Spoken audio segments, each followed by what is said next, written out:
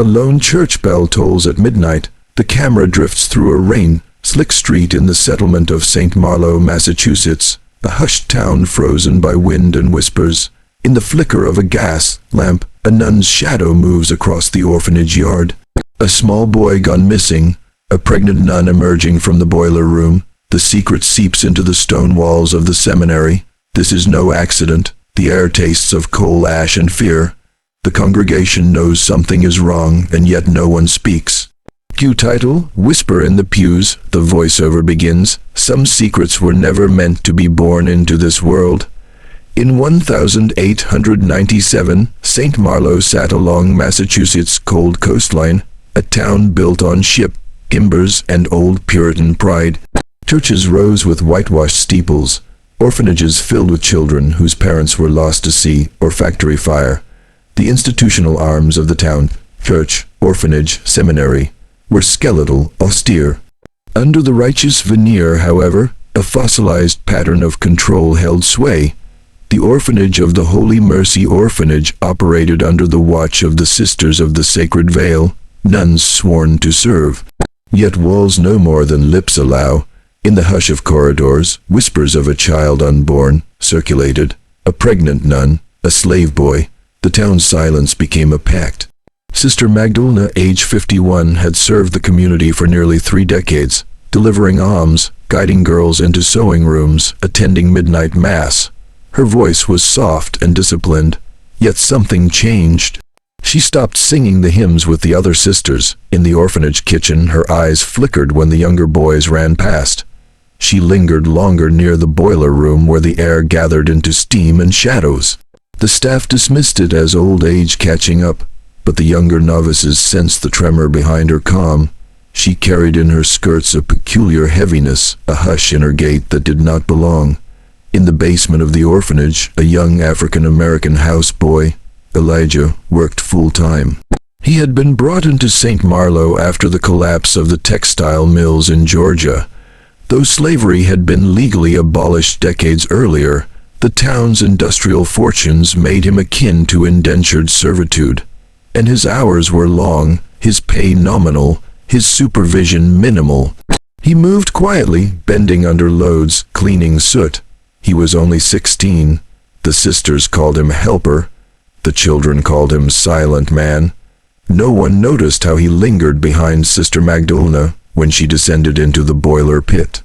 Nor did they question why he sometimes wiped his face at midnight in the coal dust and returned with soots, smudged lips.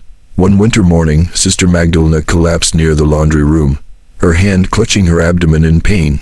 The other sisters rushed in, fanning her, calling prayers. She murmured something, blessing. Shrill panic flickered in her eyes before it vanished. The novices were told to swear silence for the sake of the children and the community. Meanwhile, Elijah vanished for hours. When he returned, his jacket was damp with melted snow, his shirt streaked with a dark stain the color of bruised flesh. Yet no one asked him what had happened. The institutional posture held firm. The orphanage must be preserved, its reputation untouched. Word spread among the children. The soft-spoken sister was pregnant. In an era where a woman beyond 50 conceiving was unthinkable, the news could not pass unnoticed. The town hall's whispers were like wind through dead branches. The church leadership convened behind closed doors, candlelight casting long cross shadows on damp stone walls. They called it a divine blessing, a miracle to protect the institution's image. The phrase hung heavy, divine blessing. Behind that veneer loomed something else, guilt, power, silence. The baby's arrival was scheduled to coincide with the annual Mercy Fair, so as to announce a smiling new sister, mother figure. But the child's father was unspoken. Only the young boy, Elijah, missing from his quarters at the boiler pit, held the truth. Church bells, the orphanage spires, the seminary classrooms, all these spaces echoed with the language of authority, obedience, silence, service. The Sisters of the Sacred Veil enforced ritual and pride. Their corridors forbade laughter after lights out. The children learned compliance. Into this architecture of control, the event infiltrated like a rusting rod. The pregnancy was to be announced as a gift, but underneath it was an inversion of power. A 51-year Old nun, a teenage servant, a secret that threatened the entire framework. The institution could not permit scandal, only spectacle. And spectacle would become the mechanism of containment. On a cold March morning, the baby was born. The town gathered in the church under the guise of a blessing. Sister Magdalena, pale but triumphant, held the infant wrapped in white linen. The exultant choir sang, yet in the shadows of the pews the orphans stared blankly. Elijah hovered in the back as a silent figure. The institution pronounced the child as a miraculous gift, a sign of divine favor on the orphanage. But in the breast of that baby beat a deeper narrative of coercion, of power used and hidden. The infant would nominally become part of the orphanage's family, but his origin remained locked in the steel, cold vault of secrecy. Soon after the birth, Sister Magdalena changed. Her calm cracked. At night, she paced the corridors, fingers grazing the chapel pillars as though seeking absolution. The novices reported hearing sobs beneath the laundry room. No one could locate the source. Elijah, withdrawn, started missing days at the boiler pit. The staff whispered of flu and nerves, but the children noticed he never laughed again. The baby's cries pierced the midnight stillness, yet no one entered the nursery when they rang. The fabric of normalcy began to fray. The institution's veneer remained intact for outsiders, but within those walls the machinery of trauma had begun to grind. In the old boiler pit, beneath layers of coal and soot, the ventilation door led to a narrow chamber, a forgotten relic from the building's early days. Sister Magdalena often descended there at night, draped in habit and candlelight. Elijah followed. Inside, rusted chains, a single bunk bed, a small dollhouse burned at one corner. The novices who accidentally trespassed found traces of ash and ghost, marks on the walls. What happened there? No records. Enrollment papers ignored that part of the blueprint. The institution's ledger maintained cleanliness. The real ledger lay here, in the chamber's silence. A history of servitude, abuse, and the pregnant hush of collusion. As the infant grew, the children of the orphanage noticed irregularities. The baby seemed older than 6 months in birth weight. When he screamed, he looked toward the boiler pit door, with eyes too old for his face. Sister Magdalena hushed him, not with kindness but with a cold gentleness. The sisters prepared sermons on the virtue of suffering, yet the child suffered. In the nursery the other infant slept. He lay awake, his tiny body trembling with nightmares they couldn't name. The rhythm of his crying became a metronome for guilt.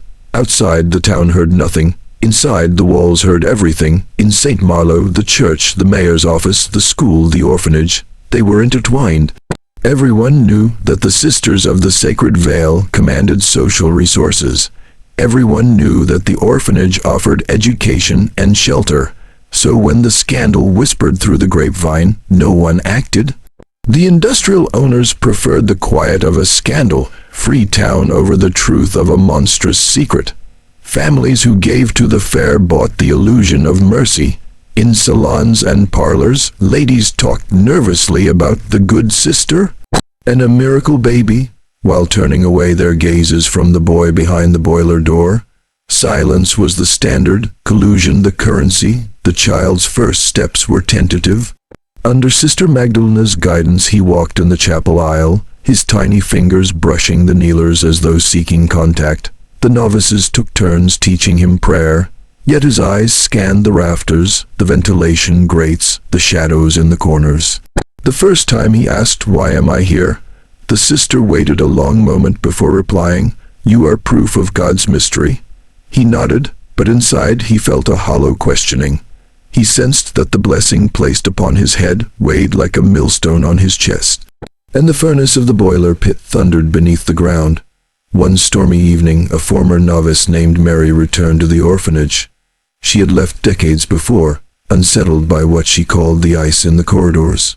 She carried with her old letters, yellowed, tattered, mentioning a 20-year-old indentured boy who had escaped the town. The letters described chains in the boiler room and a lament that the children know the heat and sorrow here.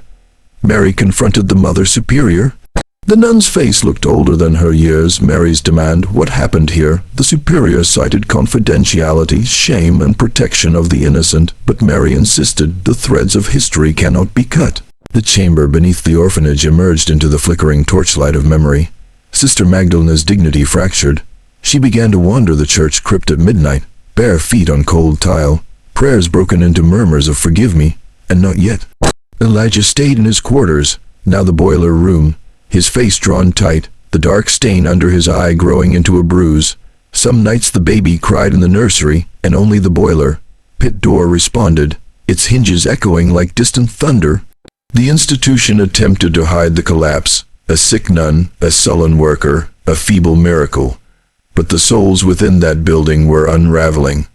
The cords of spiritual authority had become instruments of bondage. Outside, the town felt the shift. The fair approached, and the mayor pressed the orphanage for a grand unveiling of the baby as St. Marlow's newest symbol of hope. Families prepared carriages, townsfolk polished pews, the local newspaper promised a feature, miracle or mystery. But beneath the surface, the workers in the mills whispered about the orphanage's late hours, about Elijah's identity, about the indentured boy.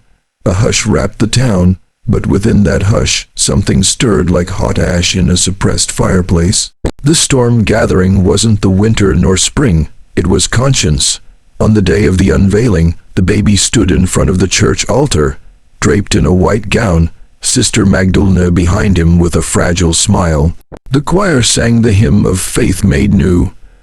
But as the camera of the press photographers clicked, the boiler pit door opened behind the pews.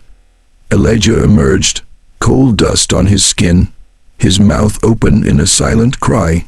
The world froze. He pointed at the sister. The child's face registered recognition, not innocence. The mayor's face paled. The Mother Superior's hands trembled. The priest tried to continue, but the silence struck like thunder.